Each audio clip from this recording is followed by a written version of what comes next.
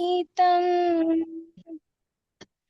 తరుగదు కరుగదు మధురాతి మధురం వేణుల పాడిన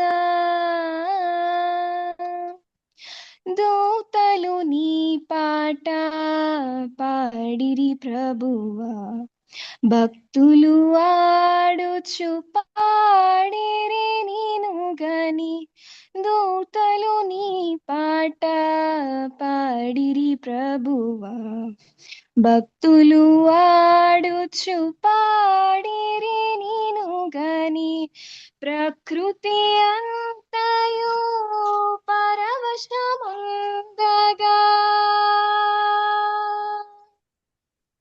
ప్రకృతి అంతయు పరవశముందగా ఆడెదా పాడెదా నీ నామగణతక వేణుల పాడిన నా యేసు గీతం తరుగదు కరుగదు మధురాతి మధురం వేణుల పాడిన పసి పాపలు నీ పాటలు పాడగా ఫల వృక్షములు తలలు పెనుగా పసి పాపలు నీ పాటలు పాడగా ఫల వృక్షములు తలలు పెనుగా పక్షుల రవములు పర్వత శ్రేణులు పక్షుల రవములు పర్వత శ్రేణులు పాడెను నీ పద స్తోత్ర గీతములు వేణుల పాడిన నా యేసు గీతం తరుగదు కరుగదు మధురాతి మధురం వేణుల పాడిన సంద్రము నిను స్తుతించును నిత్యము నదులు పొంగుచు పాడెను నిను గని సంద్రము నిను స్తుతించును నిత్యము నదులు పొంగుచు పాడెను నిను గని సూర్య చంద్రులు నీదు మహిమను పాడగా సూర్య చంద్రులు నీదు మహిమను పాడగా పొంగిన ఈ గీతం నీ పాదార్పణం పొంగిన ఈ గీతం నీ పాదార్పణ వేణుల పాడిన నా యేసు గీతం తరుగదు కరుగదు మధురాతి మధురం వేణుల పాడిన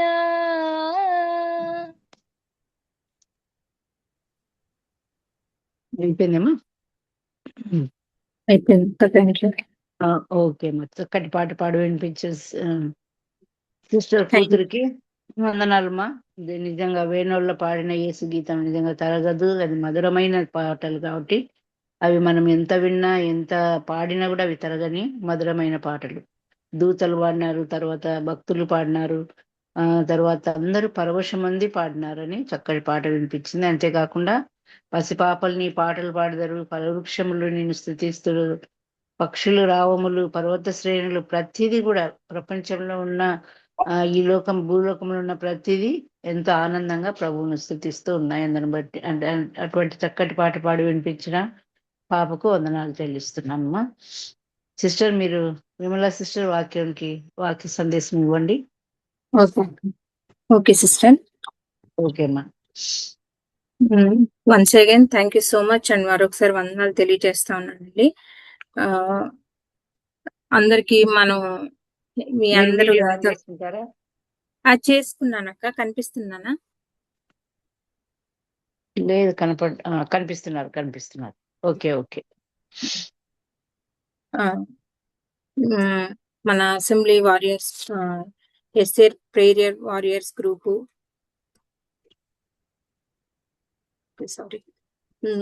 లో అట్లాగే అసెంబ్లీలో ఎంతో మంది అనుభవజ్ఞులు పెద్దలు ఉన్నారు.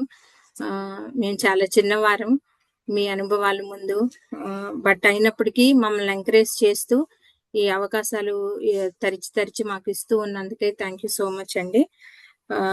అందరికీ తెలిసిన లేఖన భాగంలో నుండి దేవుడు ఇంకొన్ని తలంపుల కొరకు మనం వెతుకుతూ ముందుకు కొనసాగుతాము. ఎస్తేరు గ్రంథము 4వ అధ్యాయము. ఎస్తేరు గ్రంథము 4వ అధ్యాయము 10-11 వచనాలు చదువుకుందామండి.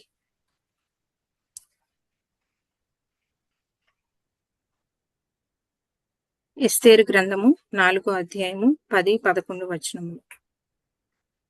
పిలువబడక పురుషుడే గాని స్త్రీయే గాని రాజు యొక్క అంతర్గృహమును ప్రవేశించిన యెడల బ్రతుకున్నట్లుగా రాజు తన బంగారపు దండమును ఎవరి తట్టు చాపునో వారు తప్ప ప్రతివాడు సంహరింపబడనున్న కఠినమైన ఆజ్ఞ కలదని రాజు సేవకులందరికీ అతని సంస్థానంలోనున్న జనులందరికీ తెలిసేయున్నది. నేటికి 30 దినముల నుండి రాజును వద్దకు ప్రవేశించుటకు నేను పిలువబడలేదని చెప్పమనెను. చిన్న మాట ప్రార్థన చేసుకుందామండి. జీవం కలిగిన గొప్ప స్వామి, అద్భుతకరుడా, ఆలోచనకర్త, సర్వోన్నతుడైన దేవుని కుమారుడా, మీ బంగారు పరిశుద్ధ పాదములకు లెక్కించలేనుగా వందనములు, కృతజ్ఞతలు, స్తుతులు, స్తోత్రాలు ప్రభా. తిరిగి ప్రభా వాక్య సమయంలోకి మమ్మల్ని మీరు ప్రవేశపెట్టి ఉన్నారు. మా ఎదుటిగా ఉంచబడిన ఈ లేఖన భాగమును మీరు ఆశీర్వదించండి ప్రభా. మీ మర్మములు మాకు బయలుపరిచి ప్రభా ఆత్మను ప్రభా ఉత్తేజంలోనికి విశ్వాసం బలపడటానికి ప్రభా మమ్మల్ని మేము సరిదిద్దుకోవడానికి లేఖనాలు మాకు సహాయం చేయగలిగినట్లుగా ఆత్మదేవుడా మీ ఆత్మ సహాయాన్ని మాకు అనుగ్రహించండి. సిలువ చాటును మరుగుపరుచుకొని మీరు వాడుకోమని బ్రతిమలాడుకుంటూ సమయాన్ని ప్రభా మీకు అప్పగించుకుంటూ యేసుక్రీస్తు నామములో అడిగి వేడుకుంటున్నాం తండ్రి, ఆమేన్.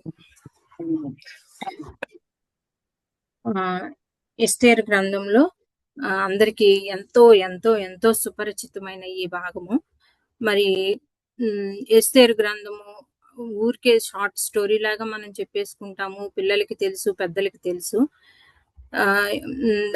అందులోను మరి బైబిల్ గ్రంథం నందు ఉంచబడిన స్త్రీ పేరు మీద 2 గ్రంథాల్లో ఇది ఒక గ్రంథమైనది. రూతు, ఎస్తేర్లు ఉన్నారు. సో ఎస్తేరు ద క్వీన్ గా మనకి పరిచయం చేయబడుతుంది. ముందు పరిచయం చేయబడినప్పుడేమో చెరపట్టబడిన వారి కుటుంబాల్లో నుండి నిలవబడిన స్త్రీగా ఉంటది. తర్వాత క్వీన్ గా ఒక రాణి అయిన ఎస్తేరుగా 2వ అధ్యాయం 3వ అధ్యాయం నుంచి మనకి స్టార్ట్ అవటం గమనిస్తూ ఉంటాం. అయితే 4వ అధ్యాయంలో మనం చూసుకుంటున్నప్పుడు 10, 11, 12 వచనాలు ఎస్తేరు యూదురాలని చెప్పబడకుండానే వివాహం చేసుకోవటం, రాజు అంగీకరించటం, అది తను దాచి ఉంచమని మొర్దెకై చెప్పటం, ఇవన్నీ మనకు తెలిసిన విషయాలే. ఇక్కడ యూదా జాతిని చంపటానికి కుయుక్తి కలిగి హామాను ఒక తాకీదుని ప్రిపేర్ చేయిస్తాడు. రాజు ముద్రను తీసుకొని మొర్దెకై యొక్క యూదుల ఆచార ప్రకారం మొర్దెకై తనకు వంగట్లేదని, నమస్కరించట్లేదని, తనకి గౌరవం ఇవ్వట్లేదని, కేవలం మనుషురీత్యా తనకున్న కుయుక్తి, యూదుల మీద తనకున్న వ్యతిరేకతను యూదా జాతి మొత్తాన్ని చంపటానికి నిర్ణయం తీసుకొని హామాను పన్నాగాని పన్నటాన్ని మనం గమనిస్తూ ఉంటాం. అయితే అటువంటి హామాను రాజు దగ్గర గ్రీన్ సిగ్నల్ తీసుకొని రాజు ఉంగరపు ముద్రను తీసుకొని కొత్త తాకీదు యూదులందరినీ చంపమని రాయించి అన్ని సంస్థానాలకు పంపటం జరుగుతుంది.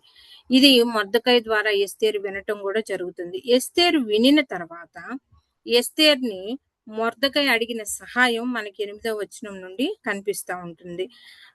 8వ వచనం తర్వాత 10, 11 మనం మెయిన్ గా చూసుకున్నప్పుడు రాజు నొద్దకి వెళ్ళాలంటే ఒక పర్టికులర్ గా రాజు దగ్గర నుండి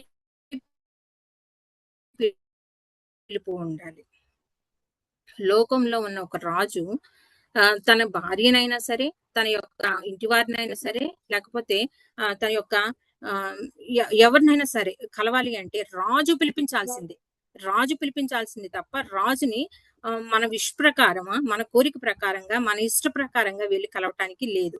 అటువంటి సమయంలో మరి రాజు దగ్గరికి, అటువంటి సమయంలో రాజు దగ్గరికి రాణి వెళ్ళటానికి కూడా పర్మిషన్ లేని టైంలో తను తన యొక్క విన్నపాన్ని తెలియచేయడానికి వెళ్ళమని మొర్దెకై కోరుకోవటాన్ని మనం గమనిస్తా ఉన్నాం.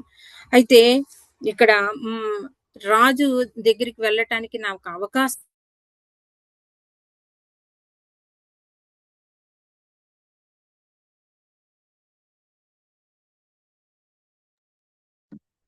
మ్యూట్ లో ఉన్నారు చూడమ్మా, వినపడ్డం లేదు.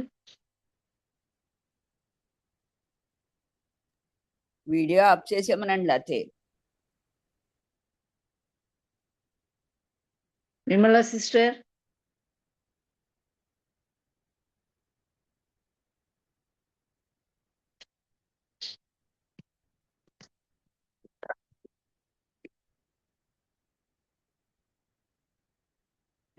Vimala sister. Aunty sorry aunty, ఇక్కడ పవర్ కట్ అయింది. అవునమ్మా, ఓకే. సో రాజు దగ్గరికి వెళ్ళటానికి నాకు అవకాశం లేదని ఎస్తేరు చెప్పినప్పుడు మొర్దెకై యొక్క ఫీలింగ్స్ తను వినినప్పుడు ఒకటే డెసిషన్ తీసుకుంటది. ఏం డెసిషన్ తీసుకుంటది అంటే, నేను నశించెదను. మనం ఒకసారి 15వ వచనం చూసుకుందామండి. 4వ అధ్యాయం 15వ వచనం. అప్పుడు ఎస్తేరు మొర్దెకైతో మరలా ఇట్లెను, నీవు పోయి షుషోనునందు కనబడిన యూదులందరినీ సమాజ మందిరమునకు సమకూర్చి నా నిమిత్తం ఉపవాసం ఉండి 3 దినములు అన్నపానములు చేయకుండుడి. నేనును నా పనికత్తులను కూడా ఉపవాసముందుము. ప్రవేశించుట న్యాయ వ్యతిరేక్తముగా నున్నను నేను రాజునొద్దకు ప్రవేశించెదను, నేను నశించెదను అనే మాటను మనం గమనిస్తా ఉన్నాం. అటువలే మొర్దెకై కూడా బయలుదేరి ఎస్తేరు చెప్పిన దాని ప్రకారం చేసినట్లుగా మనం గమనిస్తా ఉన్నాం. అయితే మనం దేవుని సంఘంగా మనం గమనించాల్సిన విషయం ఏంటంటే అండి, ఆ రోజుల్లో రాయించబడిన తాకీదుని గూర్చి ఎదుర్కోవటానికి, లేకపోతే తన ప్రజలను రక్షించుకోవటానికి ఎస్తేరు కూడా ధైర్యంగా నిలబడటానికి తను ఏమి చేసిందంటే, ముందుగా ఉపవాస ప్రార్థనను చేసినట్లుగా మనం చూస్తున్నాం. మొదట తన ఎదుర్కొంటున్న విషయాన్ని కన్వే చేయటం కంటే కూడా ముందు, తన జాతి నశించిపోతుందనే విషయాన్ని కన్వే చేయటం కంటే కూడా ముందు ఆ రాజును ఎదుర్కోవటానికి ఉపవాసం ఉండినట్లుగా కూడా మనం గమనించవచ్చు. ఇక్కడ రాజును ఎదుర్కోవటానికి, ఎందుకంటే ముందు రాజు సముఖం దగ్గరికి వెళ్ళి రాజు యాక్సెప్టెన్స్ పొందిన తర్వాత మాత్రమే తన విషయాన్ని తను కన్వే చేయాలి. ఎకాఏకిన రాజు దగ్గరికి వెళ్ళి చెప్పడానికి లేదు. సో రాజును ఎదుర్కోవటానికి తను చేసిన పని ఏంటంటే ఉపవాసం ఉండి ప్రార్థన చేయటాన్ని మనం గమనిస్తా ఉన్నాం అన్నమాట. ఈ సమయానికి, ఆ సమయంలో రాజ్యములో దేవుడు ఎస్తేరుని ఎందుకు ఉంచాడు? ఒకవేళ ఎందుకు ఉంచాడు అంటే తన జాతిని రక్షించుకోవటానికే ఉంచాడేమో, ఈ సమయంలో నువ్వు ఎదుర్కోవటానికే నువ్వు ఇక్కడ ఉండబడ్డావేమో అని మొర్దెకై కూడా ఒకసారి హెచ్చరించడాన్ని మనం గమనిస్తా ఉన్నాం. తను తన ప్రాణాన్ని త్యాగం చేసుకోవటానికి, తను నశించినా పర్లేదనే డెసిషన్ తీసుకొని ముందుగా తను చేసిన పని ఏంటంటే అండి, రాజుని ఎదుర్కోవటానికి ఉపవాసం ఉండి ప్రార్థన చేసి 3వ దినంన తను లేచి రెడీ అయి ముందుకు వెళ్ళటాన్ని మనం గమనిస్తా ఉన్నాం. 5వ అధ్యాయంలోనే 3వ వచనంలో చూడండి, ఎస్తేరు 2వ వచనం, 5వ అధ్యాయం 2, రాణి అయిన ఎస్తేరు ఆవరణంలో నిలవబడి ఉండుట రాజు చూడగా ఆమె యందు అతనికి దయ పుట్టెను. రాజు తన చేతిలో నుండి బంగారపు దండమును ఎస్తేరు తట్టు చాపగా ఎస్తేరు దగ్గరికి వచ్చి దండం యొక్క కొన ముట్టెను.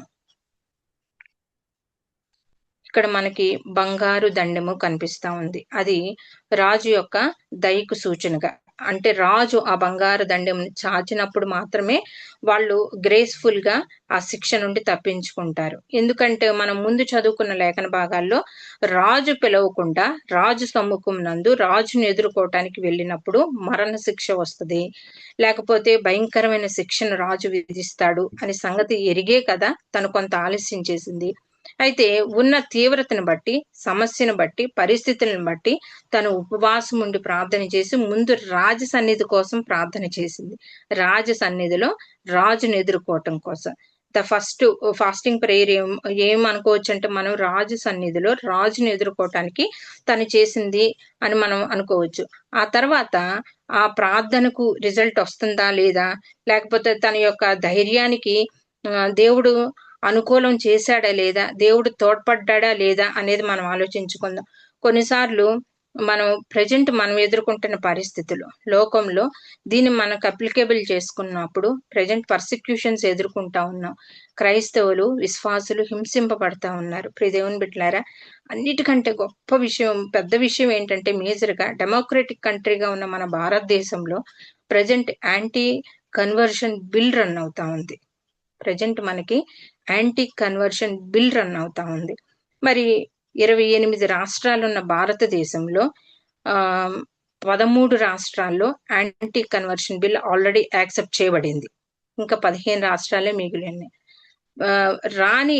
రాని రాష్ట్రాల్లో కూడా లైక్ మన ఆంధ్రప్రదేశ్ లో కానీ తెలంగాణలో కానీ అక్కడక్కడ క్రైస్తవులపై దాడులు, చెదురుమదురు సంఘటనలు కూడా మనం చూస్తా ఉన్నాం. ప్రతిరోజు మన ఇస్తేర్ ప్రేయర్ వారియర్స్ గ్రూప్ లో కానీ, అసెంబ్లీ ఉమెన్స్ వారియర్స్ గ్రూప్ లో కానీ డైలీ అప్డేట్ చేస్తా ఉన్నారు. ఎక్కడెక్కడ హింసింపబడుతున్నారు, ఎవరు ఏ కోర్టు కేసులు ఎదుర్కొంటా ఉన్నారు, అట్లాగే దేశం కోసం ప్రేయర్ పాయింట్స్ అన్ని చాలా చక్కగా పెడతా ఉన్నారు. మనం అందరం వాటిని ఫాలో అవుతా ఉన్నాము. కాబట్టి మనము ప్రజెంట్ మనం ఎదుర్కొంటున్న సిచ్యువేషన్స్ లో ఒక అవేర్నెస్ లోకి వస్తున్నాం. ఏం జరుగుతుంది మన జాతి వారి పక్షాన, క్రైస్తవుల పక్షాన ఏం జరుగుతుంది అనేది మనకు తెలుసుకుంటా ఉన్నాం.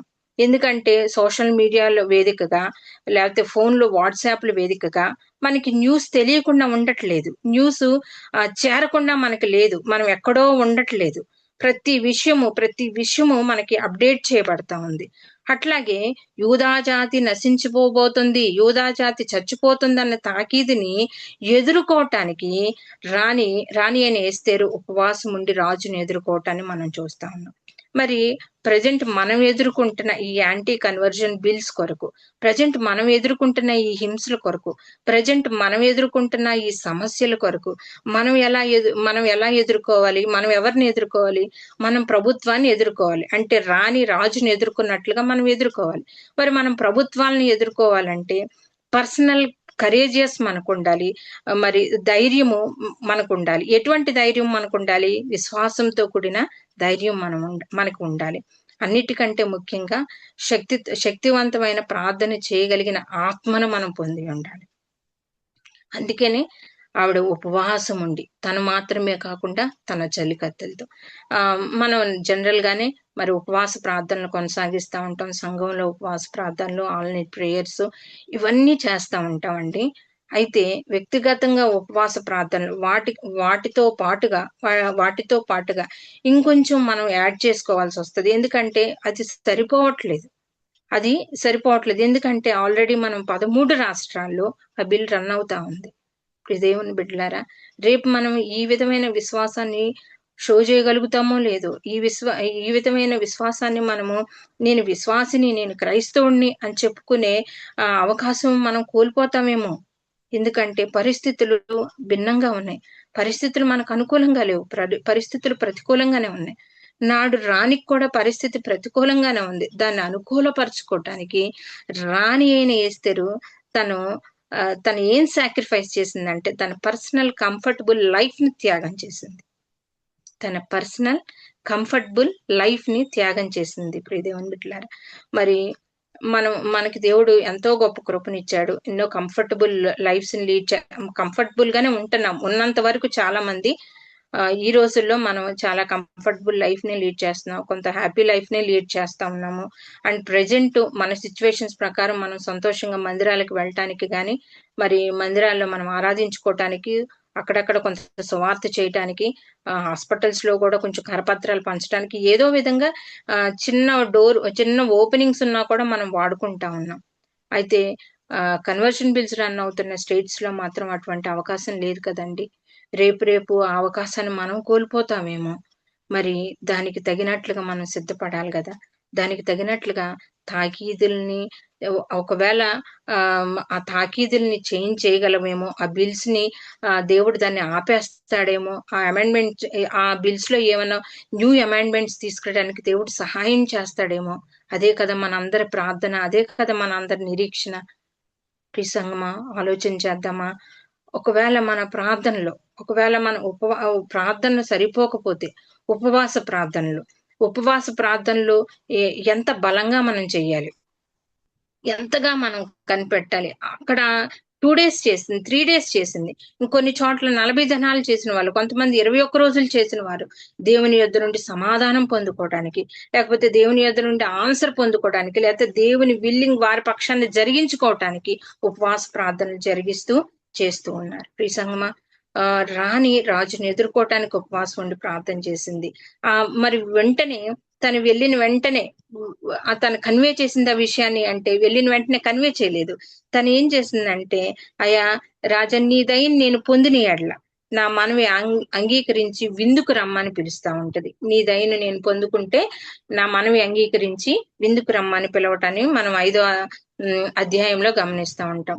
5వ అధ్యాయంలో మరి మొదటి రోజు విందు జరిగింది. సగం రాజ్యం కావాలా, ఇంకా నీకేమన్నా కావాలంటే రేపు కూడా విందుకు రమ్మని, విత్ హామానుతో రమ్మని చెప్పి పిలవటాన్ని మనం గమనిస్తా ఉన్నాం. యోధా జాతికి అటువంటి తాకీదు రావటానికి మొదటి కారణం హామాను. కాబట్టి ఇక్కడ కూడా అందుకనే రాజు విందుకు పిలిచినప్పుడు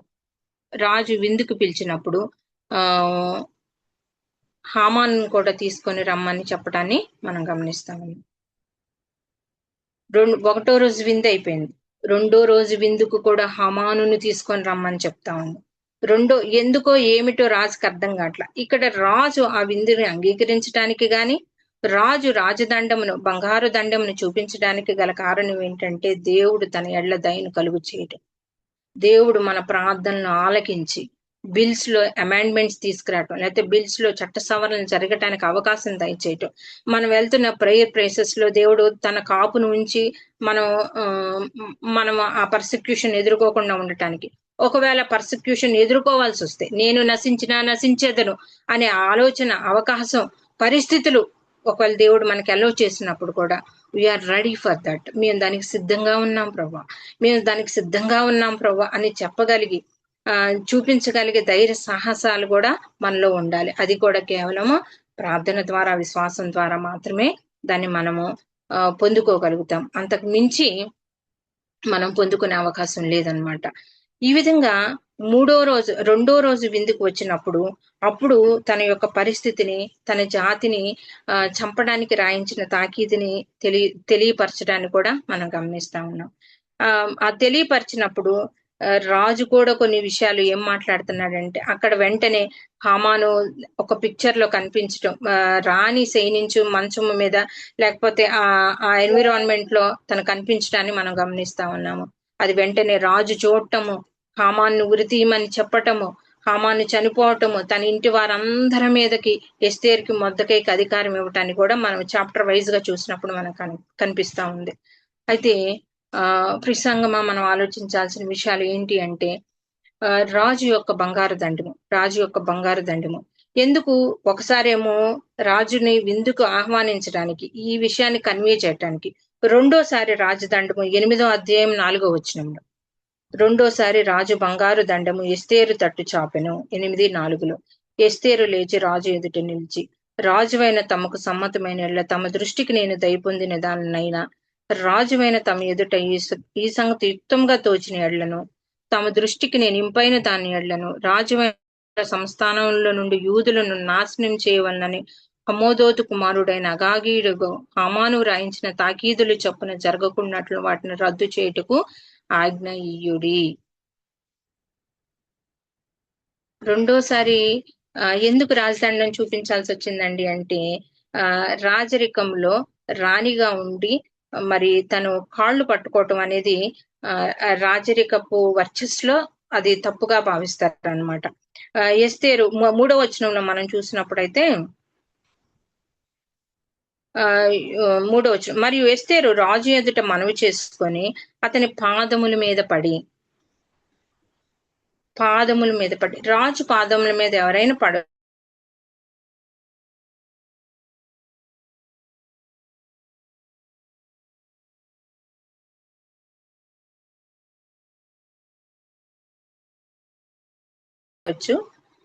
మరి మేబీ రాణి కూడా ఉండొచ్చేమో, కానీ రాజు పాదముల మీద పడకూడదు అనేది రాజు ఇప్పుడు రాజరికానికి కొన్ని గుర్తులు ఎలా ఉంటాయో ఇది ఒక గుర్తు అనమాట. మహారాణి కదా ఆవిడ. అందుకు రాజు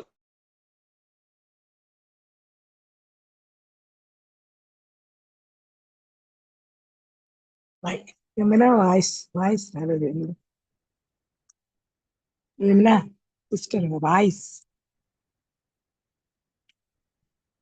ఏమైనా సిస్టర్ వాయిస్, నో వాయిస్. అయ్యో, కరెంట్ పోయిందేమోలేమ్మా, అవునండి. అందుకే అన్నాను.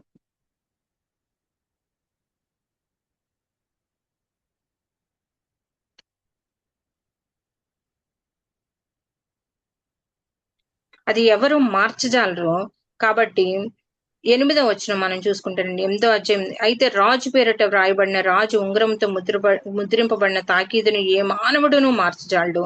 కాగా నీకు ఇష్టమైనట్టు మీరు రాజునైన నా పేరట యూదుల పక్షంలో తాకీదు రాయించి రాజు ఉంగరంతో దాన్ని ముద్రించుడి. రాజు ఉంగరంతో దాన్ని ముద్రించమని చెప్తా ఉంటారు. కాబట్టి మిగతా సంస్థానాలన్నిటికీ వాళ్ళు రాయించి పంపించింది ఏంటంటే, ఎంత సాధ్యమైతే అంత యూదులు అక్కడున్న వారి మీద తిరగబడి యూదులను తమను తాము రక్షించుకోమని తాకీదులను రాయించి పంపించడం జరిగింది. అమాండ్మెంట్స్ అంటే సవరణ జరగటం, ఇవ్వబడిన క్రైస్తవులకు వ్యతిరేకంగా ఇవ్వబడిన బిల్లులను సవరణ జరిగించగలిగినట్లుగా, ఆ అధికారం మనం పొందుకోగలిగినట్లుగా అధికారుల్ని సైతం దేవుడు మార్చగలడు. రాజు తన ముద్రను బట్టి తాకీదును మార్చలేకపోయినా తాకీదుకి సమానమైన సవరణను జరిగించడానికి ఎస్తేరు యొక్క ప్రయత్నాలకి, ఎస్తేరు యొక్క ప్రార్థనలకి, ఎస్తేరు యొక్క సాత్వికవాదానికి దేవుడు సహాయం చేశాడనమాట. ఈ దేవుని బిడ్డ సంఘం ఆలోచించేయండి. We're facing that type of persecutions. మనం ఈ రోజుల్లో అదే పర్సిక్యూషన్ మనం ఇళ్లలో ఉంటున్నా, పక్కింటి వారి నుంచి, ఎదురింటి వారి నుంచి, ప్రభుత్వాల దగ్గర నుంచో, లేకపోతే మనం బయటికి వెళ్ళి గవర్నమెంట్ నుంచే ఒక గవర్నమెంట్ నుంచే ఫేసెస్ చేయట్లేదు. స్థానికంగా కూడా మనం ఎక్కడ నిలబడితే అక్కడ మనం ఈ వ్యతిరేకతలను ఎదుర్కొంటూ ఉన్నాం. అయితే ధైర్యంతో కూడిన విశ్వాసం మనకు లేకపోతే, ప్రార్థనా శక్తిని మనకు లేకపోతే, అన్నిటికీ మించి ఆ రెండు కూడా కొన్నిసార్లు సరిపోకపోతే ఉపవాస ప్రార్థనలు. ఎందుకంటే దేవుడే కొన్ని చోట్ల చెప్తా ఉంటాడు కదా, కొన్ని సామాన్యంగా వెళ్ళవు, మీరు ఉపవాసం ఉండి ప్రార్థన చేస్తే తప్ప దీని నుండి విడిపించబడలేరని శిష్యులకు దేవుడు నేర్పించినట్లుగా మనకి ఎన్నో మాదిరిలు ప్రియమైన వారు నేర్పిస్తూ వచ్చారు. బైబిల్లో దేవుడు ఎంతో మంది ద్వారా ఉపవాస ప్రార్థనల గురించి తాకీదుల సవరణ గురించి, రాజులు సైతం మీ దేవుడు వంటి దేవుడు ఇంకొక దేవుడు లేడు అని రాజ్యములో రాజులతో సైతం దేవుడు చెప్పించగలిగిన గొప్ప దేవుడు కదా. అటువంటి గొప్ప దేవుడిని మనం నమ్ముకున్నప్పుడు, మరి మనం నిలవబడి ఉన్నప్పుడు, నేడు మనం విశ్వాసులంగా పిలువబడుతున్నప్పుడు, నేడు సంఘంగా మనం పిలువబడుతూ ఉన్నప్పుడు, బయట ఎదుర్కొంటున్న ఈ సమస్యలు, బయట ఎదుర్కొంటున్న ఈ హింసను ఎలా మనం ఎదుర్కొంటున్నాం? ఎలా మనం ధైర్యంగా దేవుని పక్షాన దేవుని పిల్లలంగా నిలబడగలుగుతున్నాము? నేను నశించేదనని రాజు యొక్క సన్నిధికి వెళ్ళటానికి ఫస్ట్ తన ఉపవాసం ఉండి సిద్ధపడింది. అక్కడ దేవుడు దయను అనుగ్రహించి రాజదండమును చాపి ఉన్నాడు.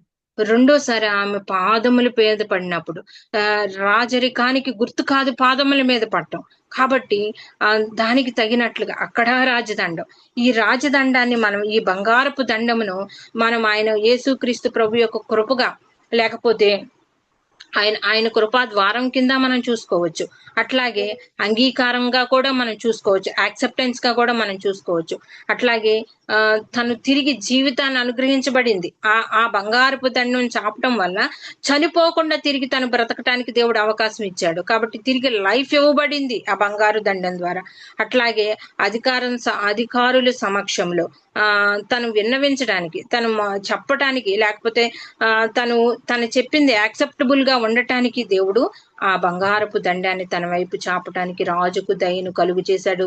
2 ప్లేసెస్ లో కూడా రాజుకు దయను కలుగు చేశాను అనే మాటను మనం చూస్తా ఉంటాం. హెబ్రీ పత్రిక 4వ అధ్యాయం 16వ వచనంలో మనం చూసినట్లయితే అండి, హెబ్రీలకు రాసిన పత్రిక 4వ అధ్యాయము 16వ వచనం.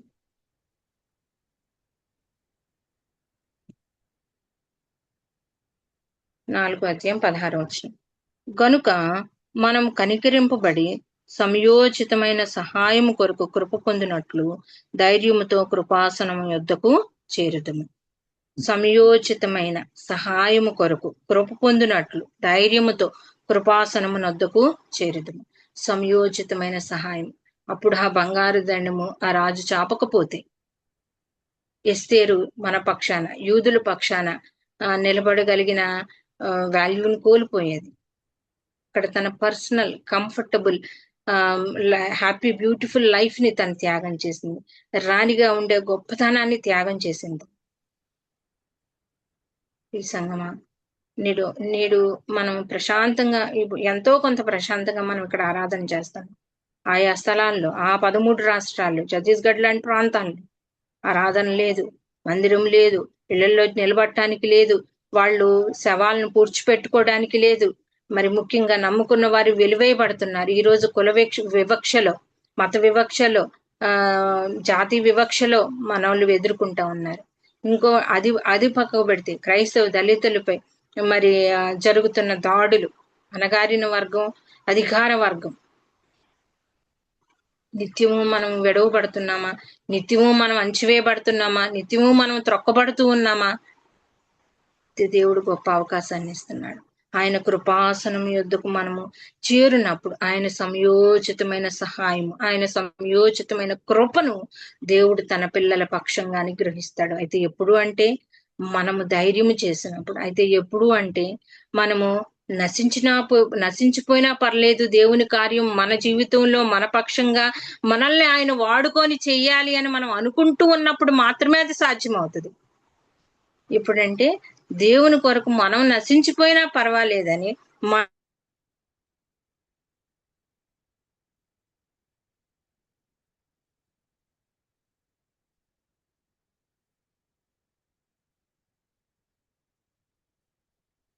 మ్యూట్ లోకి విన్నారమ్మా సిస్టర్? అక్క లేదక్క. ఓకే. ఎంతో మంది వారి జీవితాల్ని త్యాగం చేసి, వాళ్ళ కంఫర్ట్స్ ని త్యాగం చేసి మన కొరకు నిలవబడి సంఘాలు కట్టిన వారు ఉన్నారు. అయితే ఈ రోజు మనము మన కుటుంబాలుగా కానీ, మన పర్సనల్ గా కానీ ఎంతవరకు మన కంఫర్ట్స్ ని మనం త్యాగం చేయగలుగుతున్నాం, ఎంతవరకు ధైర్యంగా మనకున్న ఈ వ్యతిరేకతలను ఎదుర్కోగలుగుతున్నాము, ఎంతవరకు ఈ విషయాల్లో ప్రార్థన చేయటానికి దేవుని కృపాసనం యుద్ధానికి వస్తా ఉన్నాము, ఎంతవరకు ఆయన సంయోచితమైన సహాయాన్ని మనం పొందుకుంటున్నాము అనేది మనం ఆలోచన చేసుకోవాలి. ఎందుకంటే బంగారు దండము ఆ రోజుల్లో రాణివాయిన ఎస్తేరుకు అందింది. ఈ రోజుల్లో ఈ కృపాసనం, యేసుక్రీస్తు యొక్క కృపాసనం మనకు అందుతా ఉంది.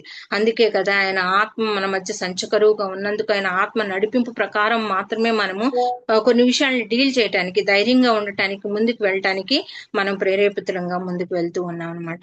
అయితే త్యాగం చేసిన మిషనరీస్ లో మనం ఒకరిని చూసుకున్నట్లయితే ఫ్లోరెన్స్ నైటింగేల్ ని మనం చూసుకోవచ్చు. ఫ్లోరెన్స్ నైటింగేల్ తను కూడా ఎంతో సంపన్న వర్గ కుటుంబానికి చెందిన స్త్రీగా మనకు కనిపిస్తా ఉంటుంది. ఫ్లోరెన్స్ నైటింగేల్ సంపన్న కుటుంబానికి చెందిన స్త్రీగా కనిపిస్తా ఉంది.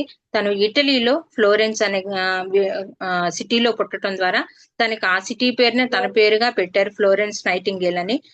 ఇంగ్లాండ్ తన యొక్క తండ్రి విలియం నైటింగేల్ గాను, తల్లి ఫ్రాన్సిస్ స్మిత్ నైటింగేల్ గాను పిలువబట్టాన్ని మనం గమనిస్తా ఉన్నాము. నైటింగేల్ అంటంతో తెలియని వాళ్ళు ఎవ్వరు ఉండరు.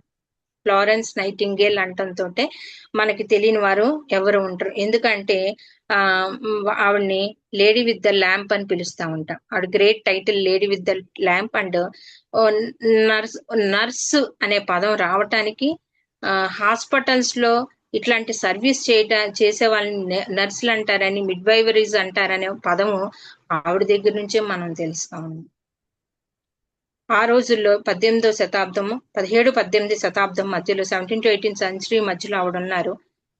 ఆ రోజుల్లో మరి సాధారణంగా ఉన్నత వర్గంలో, అంటే రాణి అయిన ఎస్తేరు తన రాజరికాన్ని కూడా త్యాగం చేసి తన ప్రజల కొరకు ఎలా నిలబడిందో, అట్లాగే తను కూడా ఫ్లోరెన్స్ నైటింగేల్ కూడా తన సంపన్న వర్గం, ఇప్పుడు మనం సౌండ్ పార్టీస్ అంటాం, ఉన్నోళ్ళు అంటాము, స్టేటస్ కలిగిన వాళ్ళు అంటాం అనమాట. అలాంటి కుటుంబంలో తను ఉండి కూడా తను 16 వరకు విందులు వినోదాలు, వాళ్ళు మందిరానికి వెళ్తూ ఉన్నప్పటికీ కూడా సరైన రక్షణ అనుభవం లేకుండా పెరిగింది నైటింగేల్. తన 17వ ఏట 16వ సంవత్సరం వరకు కూడా విందులు వినోదాలు, ఫ్యామిలీ ట్రిప్స్ ని ఎంజాయ్ చేస్తూ పెరిగిన ఒక యవ్వనస్తురాలు 17వ ఏట దేవుని మాటను ఒక బుక్ ద్వారా చదువుకొని దేవుని మాటను తను విని కాలింగ్ అర్థం కాకపోయినా కూడా తను ఏం ఆశపడిందంటే దేవుడు తన్ని ఏ పర్పస్ కి మలిచాడు అంటే సహాయం చేసే పర్పస్ కి మలిచాడనమాట. ఎందుకంటే ఎస్తేరు జీవితంలో త్యాగం చేసిన పర్సనల్ ప్రేయర్ లైఫ్ ని మనం చూస్తా ఉన్నాము. అట్లాగే ఫ్లోరెన్స్ నైటింగేల్ లో పర్సనల్ ప్రాక్టికల్ లైఫ్ ని కూడా మనం చూడటానికి దేవుడు అవకాశం ఇస్తా ఉన్నాడు. ఎందుకంటే మనం ఎంతసేపు వాక్యం చెప్పినాము, వాక్యం వింటున్నాము, లేకపోతే చర్చ్ లో మనం యాక్టివ్ పార్టిసిపేషన్ చేస్తామనో, యాక్టివ్ రోల్లో ఉన్నామనో, సింగింగ్ అంటే ఆయా డినామినేషన్స్ లో ఎక్కువగా వాటికి ప్రాధాన్యత ఇస్తా ఉంటారు. బట్ మన దగ్గర అది లేకపోయినప్పటికీ కూడా లోకంలో ఇన్ని విధాలుగా ఉండే మనస్తత్వం కలిగిన క్రైస్తవ బిడ్డలు ఎంతో మంది ఉన్నారు కనుక పర్సనల్ ప్రాక్టికల్ లైఫ్ అనేది కూడా వెరీ ఇంపార్టెంట్ అనేది మనం ఆలోచించాల్సిన విషయం అనమాట. ఎందుకంటే అక్కడ తన యొక్క రాజరికాన్ని త్యాగం చేసింది, ఇక్కడ తనకున్న లావిష్ లైఫ్ ని, బ్యూటిఫుల్ లైఫ్ ని, కంఫర్టబుల్ లైఫ్ ని నైటింగేల్ త్యాగం చేయటం జరిగింది. కేవలం ఎందుకు త్యాగం చేయటం జరిగిందంటే తన ఆశ అక్కడ 17వ ఏట తర్వాత తను ఎప్పుడైతే దేవుణ్ణి రక్షకుడిగా స్వీకరించిందో తను ఎలా టర్న్ చేయబడిందంటే ఉన్నత వర్గీయులతో చేసిన స్నేహాన్ని మానుకొని లేని వాళ్ళ ఇళ్ళ దగ్గరికి వెళ్ళి వాళ్ళకి అన్నం లేనప్పుడు, వాళ్ళకి ఏమీ లేనప్పుడు, వాళ్ళ నిస్సహాయత స్థితిలో ఉన్నప్పుడు వాళ్ళకి కొన్ని హెల్ప్ చేయటం మొదలు పెట్టింది. అది ఫుడ్ పరంగాన, బట్టల పరంగాన, బుక్స్ పరంగాన ఎన్నో విధాలుగా తను అవతల దీన స్థితిలో ఉన్న వారికి సహాయం చేయటం మొదలు పెట్టింది. మరి ఆ కుటుంబంలో వాళ్ళు బయటికి వెళ్ళి చదువుకోవటానికి వీల్లేదు, వాళ్ళు ఇంట్లోనే ఉండాలి. కానీ ప్లస్ పాయింట్ ఏంటంటే దేవుని యొక్క ప్రణాళిక ఇదంతా ఏ విధంగా ఎస్తేరు రాణి అవటానికి దేవుని యొక్క ప్రణాళిక యోధా జాతి విషయంలో జరిగించారో అప్పటి నుంచి ఇప్పటి వరకు మనం నర్స్ అనే ఒక వ్యవస్థను రూపించడానికి, డెవలప్ చేయటానికి, దేవుని ప్రేమను మనుషుల్లో కనపరచడానికి ఒక ఆయుధం లాగా దేవుడు నైటింగేల్ ని వాడుకున్నాడండి. అందుకని తను ఆ సంపన్న కుటుంబంలోనూ రూల్స్ అండ్ రెగ్యులేషన్స్ బ్రేక్ చేయడానికి ఇష్టపడింది అనమాట.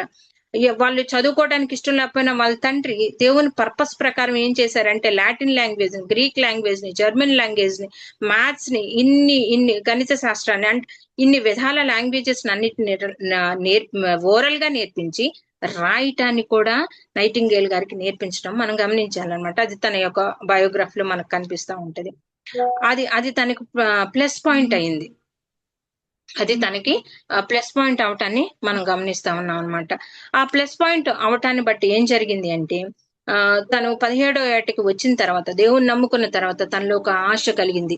ఎందుకంటే ఒక డాక్టర్ కపుల్ వాళ్ళ ఇంటికి వచ్చి విజిట్ చేసినప్పుడు, అంకుల్ నేను కూడా మెడికల్ పరంగా ఏదైనా చెయ్యొచ్చా అంటే, చెయ్యొచ్చు కానమ్మా, మన మన మన కల్చర్ లో మీలాంటి వాళ్ళు వచ్చి విద్యను అభ్యసించడానికి, వైద్యం చేయటానికి అవకాశం లేదు అని చెప్పాడు. అయినా కూడా తన ప్రార్థన చేసుకుందంట, తన ఆలోచన చేసిందంట, దేవుని దగ్గర అడిగిందంట. దేవుని ద్వారం తెరవటం బట్టి పేరెంట్స్ ఎంతో మొండిగా ఉన్న ఒప్పుకొని 3 months ట్రైనింగ్ అని పంపించారు.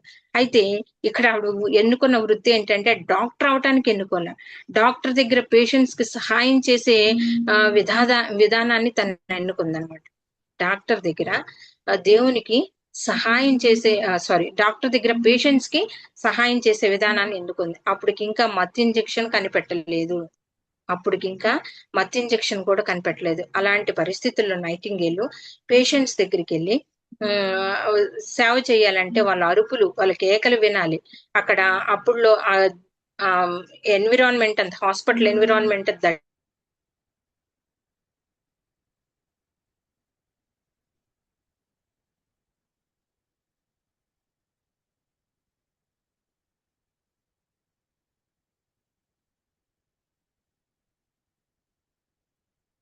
అన్ని వ్యతిరేకతలే. కుటుంబం ఒప్పుకోవట్లేదు. అధికార భాగంలో చూసుకున్నట్లయితే మరి ఎవరు కూడా ఆడవాళ్ళని డాక్టర్స్ గా కానీ నర్సెస్ గానీ యాక్సెప్ట్ చేసే విధానం లేదు అక్కడ. ఆ వ్యతిరేకతల మధ్యలో తను వెళ్ళటం, అక్కడక్కడ 2 చోట్ల సిస్టర్ ఆఫ్ మెర్సీ ప్యారిస్ లో, ఇంకో చోట ఇంగ్లాండ్ లో తను ట్రైనింగ్ తీసుకోవటం, నర్స్ గా స్టార్ట్ అవటం, సూపరింటెండెంట్ జాబ్ ని ఒక ఇన్స్టిట్యూట్ లో తనకి ఇవ్వక తప్పలేదన్నమాట. అటువంటి కెపాసిటీని స్టార్ట్ చేసుకుంది. ఎందుకంటే ఆ బిట్వీన్ ద పీరియడ్ అంతట్లో కూడా, ఆ బిట్వీన్ ద పీరియడ్ కొన్ని హాస్పిటల్స్ దగ్గర పనిచేసినప్పుడు ఎక్కడ తనకి ఆ అవకాశం ఎందుకు మెరుగుపరచబడింది అంటే, యుద్ధం జరిగిన సమయంలో సైనికులకి ట్రీట్మెంట్స్ ఇవ్వటానికి ఎవరూ లేకపోతే ఒక సైనిక అధికారి ఈవిడ్ని పిలవటాన్ని జరిగిందనమాట. ఒక సైనిక అధికారి ఈవిడ్ని పిలిచినప్పుడు అక్కడ నైటింగేల్ ద్వారా దేవుడు ఒక గొప్ప బిల్స్ ని పాస్ చేయించాడు. సోల్జర్స్ కోసం, ఒక మిలిటరీ వారి కోసం అక్కడ కావాల్సిన బిల్లులను సవరణ చేశాడు. వాళ్ళకి శాలరీస్ గురించి కానీ, హాస్పిటల్లో నీట్ గా ఉండటానికి కావాల్సిన వస్తువులు కానీ, నర్సెస్ ఎంత ముఖ్యమో, డాక్టర్స్ తో పాటు నర్సెస్ ఎంత ముఖ్యమో ఇవన్నీ తను చెప్పటానికి, అక్కడున్న డాక్టర్స్ కానీ, అక్కడున్న అథారిటీ కానీ ఆవిడ ముందు పనికి రావట్లేదు. ఆవిడ చెప్పింది హై అథారిటీస్ వాళ్ళు వింటున్నారు. హై అథారిటీస్ వాళ్ళు నైటింగేల్ మాట వినటం ఆవిడికి అక్కడ ఉన్న వారికి నచ్చట్లే. అక్కడ వ్యతిరేకతే. తను పాజిటివ్ గా పనిచేస్తూ ఉన్నప్పటికీ కూడా వ్యతిరేకతను ఫేస్ చేస్తుంది. మనం దేవుని ప్రేమను పంచుతూ ఉన్నప్పటికీ కూడా మనం వ్యతిరేకింపబడుతూ ఉన్నాం. మనం దేవుని కొరకు నిలవబడి సహాయం చేశామంటే వీళ్ళు లంచం చూపించి దేవుని వైపుకి తిరుపుతున్నారనే మాటలు మనం వింటున్నాం. మతం మారుస్తున్నామనే మాటను మనం వింటూ ఉన్నాం. వ్యతిరేకత ఆనాడు ఉంది, నేడు ఉంది. ప్రియ సంగమా, ధైర్యంతో ఎదుర్కోవటానికి, ఆయన కృపాసనం నొద్దకు రావటానికి దేవుడు మనల్ని నాడు నైటింగేల్ ని చూస్ చేసుకున్నట్లుగా మనల్ని చూస్ చేసుకుంటున్నాడని మనం ఆలోచించేయాలి. అయితే ఆ బిల్లులు తీసుకురావటం ద్వారా 42% ఉంది సోల్జర్స్ చనిపోయే శాతం. ఎప్పుడైతే నైటింగేల్ చార్జెస్ తీసుకుందో 42% 2% పడిపోయింది. అంటే 40% చావులు ఆగిపోయి సోల్జర్స్, మిలిటరీ వారు, ఆర్మీ వారు రికవరీ అవటం మొదలు పెట్టారు. అక్కడి నుంచి తను చేసే ప్రతి పని హాస్పిటల్స్ లో గాని, ఎడ్యుకేషన్స్ లో గాని కొన్ని గొప్ప మార్పులు రిఫార్మేషన్ గా ఉపయోగపడి అంగీకరించడానికి ఉపయోగపడింది. ఇదంతా ఈ అథారిటీ అంతా ఎవరు యాక్సెప్ట్ చేశారంటే క్వీన్ విక్టోరియా గారు యాక్సెప్ట్ చేశారు. ఆవిడ్ని ఇంటికి భోజనానికి పిలిచి తర్వాత తన స్నేహితురాలుగా మలుచుకొని ఆవిడ చెప్పిన ప్రకారంగా నర్సింగ్ స్కూల్స్ ని, హాస్పిటల్స్ ని ఇంట్రడ్యూస్ చేయడం, అదొక కోర్స్ గా ఇంట్రడ్యూస్ చేయడం జరిగింది. అదే విధంగా ఇదే ఇన్ఫ్లుయెన్స్ తో, ఇదే ఇన్స్పిరేషన్ తో రెడ్ క్రాస్ ను కూడా ప్రారంభించడం జరిగింది. మనకి రెడ్ క్రాస్ అనేది అందరికి తెలిసిన విషయం కదా. ప్రియ దేవుని సంగమా, దేవుడు ఏర్పరచుకొని, దేవుడు నిలవబెట్టి, దేవుడు వాడుకోవాలనుకుంటున్నప్పుడు ప్రతి వ్యతిరేకతను తట్టుకునే శక్తిని మనకిస్తాడు. అధికారులకి చాలా కోపం వచ్చింది అక్కడ. అయితే నైటింగేల్ యొక్క ధైర్యంతో కూడిన విశ్వాసం తను మాటల్లో చెప్పలా. నేను దేవుని నమ్ముకున్నాను, నేను దేవుని బిడ్డని అని మాటల్లో చెప్పలేదు. తన విశ్వాసాన్ని తన ప్రాక్టికల్ లైఫ్ లో షో చేసింది. గాయాలతో ఉన్న వారిని ప్రేమించటం, వారికి పరిచర్య చేయటం, అక్కడ ఒక కొత్త వ్యవస్థను రూపించడానికి, నర్స్ అనే ఒక వ్యవస్థ రావటానికి గల కారణం నైటింగేల్. మనం బిడ్డ పుట్టింది మొదలుకొని చనిపోయే వరకు హాస్పిటల్స్ నర్స్ లేకుండా, వితౌట్ నర్స్ ఏ పని కాదు. అంత గ్రేట్ ని దేవుడు వాళ్ళకి ఇచ్చాడు అనమాట. అది కాబట్టి అక్కడ నుండి క్వీన్ గారి దగ్గర నుండి అథారిటీ పాస్ అయ్యేటట్లుగా దేవుని ప్రేమను మనుషుల వైపు పంచటం గాని, ప్రాక్టికల్ గా తను చేసి చూపించటాన్ని గాని, దీనులైన వారికి సహాయం చేయటం గాని, తను ఇంకా వృత్తిలోకి రాకముందే తన ఇంటి పక్కల వారికి సహాయం చేయటాన్ని గాని మనం నైటింగేల్ ద్వారా తెలుసుకుంటా ఉన్నాం, చూస్తా ఉన్నాం. అందుకని తను చీకట్లో కూడా, ఏ అనుకూలతలు లేని దగ్గర కూడా ఏం చేసిందంటే సేవ చేసింది. ఏ అనుకూలతలు కూడా లేనప్పుడు, ఏ కంఫర్ట్స్ లేనప్పుడు తనకున్న కంఫర్ట్స్ అన్నిటిని వదులుకొని వచ్చి తను వితౌట్ కంఫర్ట్ దేవుని సేవను, లేకపోతే దేవుని ప్రేమను పంచే ప్రక్రియను తను చేయటాన్ని మనం గమనిస్తా ఉన్నాం. తను దశ పెరుగుతూ ఉన్నప్పుడు, వయసు పెరుగుతూ ఉన్నప్పుడు, స్కూల్స్ రన్ చేస్తూ ఉన్నప్పుడు కూడా దేవుని పుస్తకాలు ఎన్నో రాసి దేవుని ప్రేమను ఎలా చూడాలి, ఎలా పంచాలి, ఎలా ఇతరులకు ఇన్స్పిరేషన్ గా ఉండాలని 150 పుస్తకాలు నైటింగేల్ రాయటాన్ని మనం గమనిస్తా ఉన్నాము. అక్కడేమో దేవుని ప్రేమ తనకి ధైర్యంగా నిలబడే కరేజియస్నెస్ ని ఎస్తేరుకి ఇచ్చింది. ఇక్కడేమో దేవుని ప్రేమ బలంగా నిలవబడి పరిచర్య చేయటానికి, విశ్వాసంతో నిలబడి పరిచర్య చేయటానికి నైటింగేల్ కి దేవుడు సహాయం చేశాడు. నేడు మనకి దేవుని ప్రేమ మరి మనం విశ్వాసంగా నిలబడటానికి, మనం ప్రార్థనాపరులంగా ఉండటానికి, మనము దేవుడు అనుకున్న ప్రకారంగా, లేకపోతే దేవుని చిత్త ప్రకారంగా, దేవుని పర్పస్ ప్రకారంగా ఫిల్ఫిల్ చేయగలుగుతున్నామా లేదా అనేది ఈరోజు మనం చెక్ చేసుకోవాలి. ప్రభా, నీ చిత్త ప్రకారంగా మేము నీ పర్పస్ ని ఫిల్ఫిల్ చేస్తాను ప్రభా, in all angles, not only spiritual angle. ఒక్క స్పిరిచువల్ యాంగిల్లోనే మనం ఆలోచన చేయకూడదు దేవుని పర్పస్ ని ఫిల్ఫిల్ చేసే విషయంలో. ఫిజికల్ యాంగిల్లో కూడా, భౌతిక సంబంధమైన విషయాల్లో కూడా, ప్రాక్టికల్ లైఫ్ లో కూడా. ఎందుకంటే నైటింగేల్ ప్రాక్టికల్ లైఫ్ లో దేవుని యొక్క చిత్తాన్ని ఫిల్ఫిల్ చేసింది. ఎస్తేరు స్పిరిచువల్ యాంగిల్లో దేవుని యొక్క చిత్తాన్ని ఫిల్ఫిల్ చేసింది. ఎస్తేర్ దగ్గర మనం చూసుకున్నప్పుడు ఎస్తేర్ కూడా తన పర్సనల్ లైఫ్ ని త్యాగం చేయటమే కదండి, దేవుడు ఎంత ఇస్తే అంతవరకే. 2వ అధ్యాయం అలంకరణ మొదలుకొని తను నిలబడిన విధానం మొదలుకొని మనం ఆలోచన చేసినప్పుడు ఎంతో గొప్ప ఇన్స్పైరింగ్ పాయింట్స్ మనం ఎస్తేర్ జీవితంలో చూస్తూ ఉంటాం. అయితే ఈ బంగారు దండము తన వైపు చాపడానికి గల కారణం దేవుని దయ పొందుకున్నట్లుగా దేవుడు రాజుని యాక్సెప్ట్ చేయటం. అట్లాగే నైటింగేల్ అసలు ఆ వ్యవస్థలో, ఆ సంపన్న వర్గాల్లో కుదరని వ్యవహారాన్ని నైటింగేల్ చేయటానికి దేవుడు అవకాశం ఇచ్చాడు. తన పేరెంట్స్ తన పక్షాన నిలబడటానికి, కొంతమంది ద్వారా ఆ ట్రైనింగ్ పొందటానికి. ఒక్క స్త్రీ వెళ్ళి ఏం ట్రైనింగ్ పొందుతుందండి? ఒక్క స్త్రీ వెళ్ళి అయినా కూడా ఆ ఛాలెంజెస్ అన్నిటిని తను ఫేస్ చేసి ఒక వ్యవస్థ రూపీకరించడానికి, ఒక అద్భుతమైన పరిచర్య విభాగం నిర్మించబడటానికి, అద్భుతమైన పరిచర్య విభాగం. డాక్టర్స్ మెడిసిన్స్ రాస్తారు, ఆపరేషన్స్ చేస్తారు, ఆ మిగతా పరిచర్య అంతా చేయవలసిందంతా నర్సెసే కదండి. ఎంత గొప్ప వ్యవస్థాపురాలుగా ఆవిడ మారిందంటే కేవలం దేవుని పిలుపును అంగీకరించి దేవునికి తగినట్లుగా తను మలుచుకోవటానికి తను అంగీకరించింది. తను నలగొట్టబట్టడానికి ఇష్టపడింది. నేను నశించదును, తను కూడా నశించిపోవటానికి, నలగొట్టబట్టడానికి ఇష్టపడింది. ఈ సంగమా, నేడు మనం ఎదుర్కొంటున్న మనం చాలా తక్కువ ఇన్ ఫ్రంట్ ఆఫ్, లేకపోతే మనం కంపారిటివ్ ఆఫ్ అదర్స్ 13 స్టేట్స్, మనం 13 రాష్ట్రాల వాళ్ళతో పోల్చుకుంటే మనం చాలా కంఫర్టబుల్ గా ఉన్నాం. ఎంత దుఃఖం మనల్ని వేధిస్తూ ఉంటుండొచ్చు, ఎంతో వ్యతిరేకత మనల్ని వెనక నెట్టేస్తూ ఉండొచ్చు. ప్రెజెంట్ ఇక్కడ మేము ఆ తెలంగాణలో కూడా ఒక డ్రై ల్యాండ్ లో పరిచర్య చేస్తున్నట్లుగానే ఉంది. ఒక 10 మంది, ఒక 15 మంది, ఒక 20 మంది వస్తున్న వారు నిలబడలేకపోవటం, విగ్రహారాధనలో వాళ్ళకున్న ఇష్టము దాన్ని వదిలివేయలేకపోవటం. ఇక్కడ బిల్స్ పాస్ అవుతున్నాయా లేదా అంటే ప్రెసెంట్ మనకి లా వైజ్ గా బిల్ రాలేదు కాబట్టి కొంత మనం నిలవబడగలుగుతున్నాం. కానీ ఆ 13 స్టేట్స్ లో లా వైజ్ గా బిల్ వచ్చేసిందండి. కుటుంబాలు ఎంతో సఫర్ అవుతున్నాయి. ఎంతో మంది సేవకులు జైల్లో ఉన్నారు, విశ్వాసులు జైల్లో ఉన్నారు, వాళ్ళ పిల్లలు, వారి కుటుంబాలు రోడ్డున పడి ఉన్నారు. పిల్లల చదువులు సగంలో ఆగిపోయి ఉన్నాయి, పోషణ లేకుండా అర్ధాకలితో బ్రతుకుతున్న వారిగా ఉన్నారు. ఈ సంగమా, నేడు మనం చాలా వరకు కొంత ప్లెజెంట్ గా వర్క్ చేస్తున్నాం, కంఫర్టబుల్ గా ఉంటూ ఉన్నాం, మన పిల్లల్ని మనం చూసుకోగలుగుతా ఉన్నాం. ఈ సంగమా, ఆలోచన చేద్దామా అటువంటి వారి కోసం. ఆయన కృపాసనం యొద్దకు వచ్చి మనం ప్రార్థన చేయటానికి తగినట్లుగా మనం సిద్ధపరచుకుందామా? పర్సనల్ ప్రేయర్ లైఫ్ ని, పర్సనల్ ప్రాక్టికల్ లైఫ్ ని మనము లీడ్ చేసినప్పుడు రెండింటిని బ్యాలెన్స్ చేయగలుగుతున్నామా? రెండు దేవునికి ఆమోదయోగ్యంగా ఉందా? రెండు గాడ్స్ విల్లింగ్ లో ఉన్నాయా లేదా? రెండు కూడా గాడ్స్ విల్లింగ్ లో ఉన్నాయా లేదా అనేది మనం మెయిన్ గా చెక్ చేసుకోవాల్సిన విషయం అన్నమాట. Comparative of Esther, comparative of nightingale మనం చూసినప్పుడు ఇద్దరి యొక్క విశ్వాసము పవర్ఫుల్ గా ఉంది, ఇద్దరి యొక్క ప్రేయర్ లైఫ్ పవర్ఫుల్ గా ఉంది, ఇద్దరి యొక్క కరేజ్నెస్ కూడా పవర్ఫుల్ గా ఉంది. మరి ఒకరు డేంజరస్ కండిషన్స్ లో ఆ సర్కమ్స్టెన్సెస్ అన్నిటినీ బద్దలు కొట్టుకొని ముందుకు వచ్చారు. ఇంకొకరు వచ్చేసి ఆ కంపాషనేట్ ని చాటడానికి వాళ్ళకున్న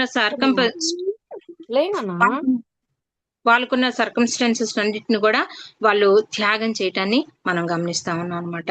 కాబట్టి క్రీస్తు యేసు కొరకు మనం బ్రతకదలిచినప్పుడు మనం ఏం పొందుతామంటే అండి, హింసను పొందుతాం. 2 తిమోతి 3వ అధ్యాయం 12వ వచనం. 2 తిమోతి 3వ అధ్యాయము 12వ వచనం. క్రీస్తు యేసునందు భక్తిగా బ్రతకదలిచిన వారందరూ కూడా హింస పొందుదురు. భక్తిగా బ్రతకదలిచిన వారు హింస పొందుతాం. నీతిగా బ్రతకదలిచినప్పుడు శ్రమనొందుతాం. సమస్యల్లో ముందుకు వెళ్లాల్సి వచ్చినప్పుడు అధైర్యం మనకు వస్తా ఉంటది. అయితే దేవుడు తన కృపాసనము ద్వారా ధైర్యాన్ని మనకి ఇస్తా ఉన్నాడు.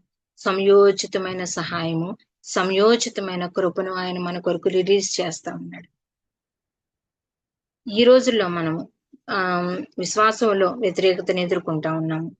హింసలో సమస్యను ఎదుర్కొంటా ఉన్నాం. ఫ్యామిలీస్, క్యాస్ట్ పరంగా, కుటుంబాల పరంగా, లేకపోతే ఎడ్యుకేషన్ సిస్టమ్ లో, జాబ్స్ లో కూడా పిల్లలు ఎంతో వ్యతిరేకత ఎదుర్కొంటా ఉన్నారు.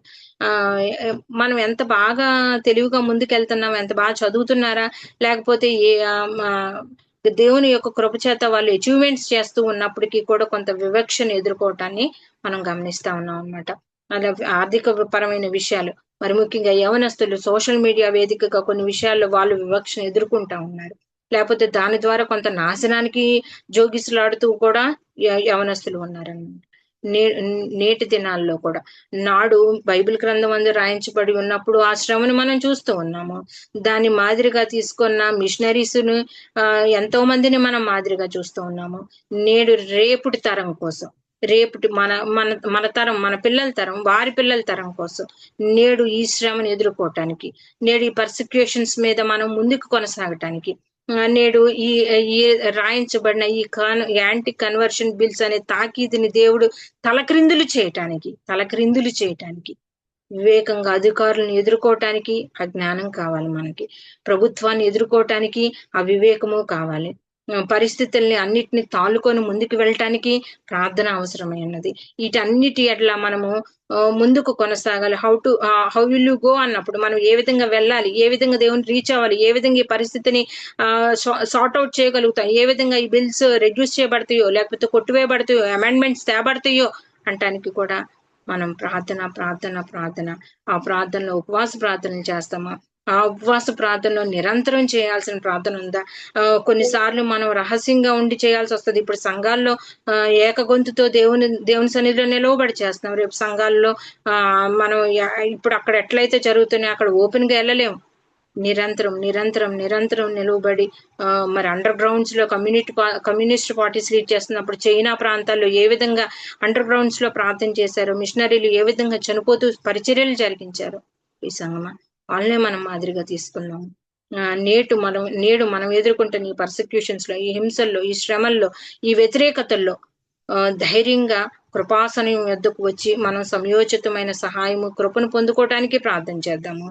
దీనికి రిలేటెడ్ గా మనం మాట్లాడుకున్న ఎస్తేరు జీవితంలో నుంచి, నైటింగేల్ జీవితంలో నుంచి, ప్రతి వ్యతిరేకతల్లోనూ, వారు ఎదుర్కొన్న సమస్యల్లోనూ వారు ఏ విధంగా వాటిని సార్ట్అవుట్ చేయడానికి దేవుని కృపను పొందుకున్నారు, ఏ విధంగా వాళ్ళు త్యాగం చేసుకున్నారు, ఏ విధంగా వాళ్ళ పర్సనల్ లైఫ్స్ నే కానీ, ప్రివిలేజెస్ తో కూడిన లైఫ్స్ నే కానీ, కంఫర్టబుల్ లైఫ్స్ నే కానీ, బ్యూటిఫుల్ లైఫ్ నే కానీ త్యాగం చేసుకున్నారు. నైటింగేల్ తను వివాహం చేసుకోలేదు, తల్లిదండ్రులు వివాహం చేయడానికి ఎంతో కృషి చేశారు. దేవుడు నన్ను అందుకు నియమించలేదని తన కరాఖండిగా నిలవబడి చెప్పగలిగింది. ఇన్నిటిని త్యాగం చేస్తున్నాము. మన పిల్లల్ని మనం ఐఐటీలు చదివించాలనో, లేకపోతే డాక్టర్స్ చేయాలనో, ఐఏఎస్లు చేయాలనో, క్లాట్లు రాయనో, లేనో యుఎస్లు పంపాలని ఎన్నో విధాలుగా ప్లాన్ చేస్తా ఉంటాం. ఆత్మీయంగా కూడా ఫిజికల్ లైఫ్ లోను, స్పిరిచువల్ లైఫ్ లోను బ్యాలెన్స్ చేయటంలోనే గొప్ప దేవుని కృప ఉందండి. ఆ రెండింటిని మనం మన జీవితంలో, మన పిల్లల జీవితంలో, వారి తర్వాత జీవితంలో బ్యాలెన్స్ చేయగలుగుతామా? ప్రెజెంట్ మనం చేస్తున్నామా? దాన్ని మనం తర్వాత తరానికి అందిస్తూ ఉన్నామా? మనం ఉట్టిగా లేవండి. ఎందుకంటే దేవుడు స్త్రీలను పిలుస్తూ ఉన్నాడు కదా. ఇర్మియా గ్రంథం 9వ అధ్యాయం 17వ వచనం అందరికీ సుపరిచితమైన వచనాలు కదా. రోదనం చేయి స్త్రీలను కనుగొనుడి, వారిని పిలవడం, నంగలార్చుకు వారిని పిలువుడి అంటున్నాడు. మరణము మన కిటికీలను ఎగబాగుకుండునట్లుగా దేవుడు ప్రార్థన చేయమంటున్నాడు, రోధించమంటున్నాడు. ప్రజెంట్ మనం ఆ సిచ్యువేషన్ లో ఉంది. మరణం మన కిటికీలను ఎక్కుతా ఉంది. పిల్లలు వీధి మోగుల్లో పసిపిల్లల ప్రాణం ఒలికిపోకుండానట్లుగా అంటున్నాడు దేవుడు. మన పిల్లలు నశించిపోతున్న యవ్వన జనాంగము, వాయు వరుసలు లేని రిలేషన్షిప్స్ తో ప్రజెంట్ లోకం ఉంది. ఇన్ని వ్యతిరేకతల మధ్యలో మరణం కిటికీలు ఎగపాకకుండా సంఘాల్లో స్తబ్దత కలిగి మనం ప్రార్థన చేయటానికి, ఐక్యత కలిగి నిరంతరం నిరంతర విజ్ఞాపన మనం చేయగలగటానికి సంసిద్ధులం అవుదాము. ధైర్యంగా వ్యతిరేకతలో ధైర్యంగా మనం ఈ తరం మనం నశించిపోయిన కొన్ని పోరాటాల్లో కొన్నిసార్లు పాల్గొవాలేమో. ఎందుకంటే రేపు నెక్స్ట్ జనరేషన్స్ అయినా పీస్ఫుల్ గా ఉంటాయేమో అని అనిపించే పరిస్థితులు మనం ఫేస్ చేస్తా ఉన్నాము. ఈ తరంలో మనం కోల్పోయినవన్నీ, మనం నష్టపోతున్నవన్నీ నెక్స్ట్ తరానికి పిల్లలకి రావటానికి, ఆ పిల్లల తరానికి రావటానికి మిషనరీల త్యాగమే కదా నేడు మనం పొందుతున్న ఈ ఆనందం. ఆనాటి ఆ తరం యొక్క త్యాగము నేడు మనం అనుభవిస్తున్నాం. ఈ సమయాల్లో మనం చేయవలసిన త్యాగాలు ఏమైనా ఉంటే, లైక్ నైటింగేల్, లైక్ ఎస్తేర్ చేస్తే, ఒకవేళ నెక్స్ట్ జనరేషన్స్ లో దేవుడు తన యొక్క కృప చొప్పున ఇంకొంత బిల్లుల్లో సవరణలు జరుగుతాయేమో, లేకపోతే బిల్లులు తాకిదులు త్రిప్పివేస్తాడేమో ప్రభుత్వం. ఎందుకంటే దేవుడు యెహోవా చేతిలో రాజు హృదయం పిల్ల కాలువ వంటిది అన్నాడు దేవుడు. రాజు వాళ్ళని వ్యతిరేకంగా మనకి లేపాలన్నా, దాన్ని అణిచివేయాలన్నా, త్రిప్పివేయాలన్నా సాధ్యం ఒక్క దేవాది దేవునికే గనుక సర్వోన్నతుడైన దేవుని దగ్గర మనం అవన్నీ త్రిప్పివేయబడాలంటే మనం నిలబడాలి కదా. మనం ఎదుర్కోవాలి అంటే ఆ రాజదండం మన వైపు నిలబడాలి కదా. రాజదండం మన వైపు నిలబడాలంటే మనం ఉపవాస ప్రార్థన చేయాలి కదా. దేవుని బిడ్డలారా, మనం ఒకవేళ చాలినంతగానే ఉంటే ఎంతో గొప్ప విషయం. ఎందుకంటే గ్రూప్స్ లో మనం రెగ్యులర్ గా చూస్తున్నాం, ఎవ్రీ అప్డేట్ కొరకు ప్రార్థన చేస్తూనే ఉన్నారు. ఎంతో మంది ఎన్నో విషయాల కొరకు, ఎన్నో సమస్యల కొరకు ప్రార్థన చేస్తున్నాం. చాలినంతగా అయితే ఇంకను ప్రభు సన్నిధిలో మనము చల్లినంతగా ప్రార్థన చేస్తూ మనం సంసిద్ధపరచుకున్న ఈ వ్యతిరేకతల్ని ఎలా ఫేస్ చేయాలి, ఎలా ఎదుర్కోవాలనేది వివేక జ్ఞానంతో కూడి వాక్య ప్రకారంగా ఎలా ఎదుర్కోవాలి, వేటిని త్యాగం చేయాలి, వాటిని త్యాగం చేసుకుంటూ మనం ముందుకు వెళ్ళటానికి దేవుడు మనకు అవకాశం ఇవ్వాలని ప్రార్థనతో ముందుకు కొనసాగుదాం. దేవుడి కొన్ని తలంపులు మన కొరకు దీవించును గాక. ఆమేన్. వందనాలండి. చాలా బాగుంది. నైటింగేల్ గురించి నాకైతే